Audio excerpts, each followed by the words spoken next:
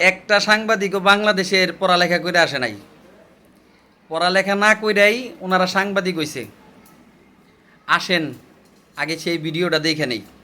আওয়ামী লীগের নির্বাচনও করেছেন, বিএনপির নির্বাচনও আচ্ছা, করেছেন। আপনারা নিশ্চয়ই পড়াশোনা করে জার্নালিস্ট হয়েছেন, এখানে আসছেন পড়াশোনা করে। আমি খুব একটা বেশি পড়াশোনা করিনি। আমি ক্লাস 9 পাস করে সরাসরি ম্যাট্রিক দিয়েছিলাম, সরকারি ডিগ্রি কলেজে পড়াশোনা করেছি। তো আপনাদের একটু কমন সেন্স থাকা উচিত। আমি যে কোনো দল থেকে নমিনেশন নিতে পারি, সেটা জামাত থেকেও নিতে পারি, স্বতন্ত্র থেকে নিতে পারি, কিন্তু ভোট চেয়েছি কার জন্য? ধানের শীষের জন্য। সো ওইটাকে ফোকাস করেন। আপু সত্যি কথা বলতে কি, একটা সাংবাদিকও পড়ালেখা করে নাই। কারণ আপনি যে কলেজে পড়ালেখা করছেন ওই কলেজে একটা সাংবাদিকও পড়ালেখা করে নাই। কারণ সাংবাদিকরা জানেই না যে আপনারা পানির কালার।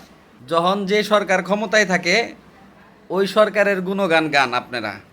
আপনারা হচ্ছেন সরকারি দল।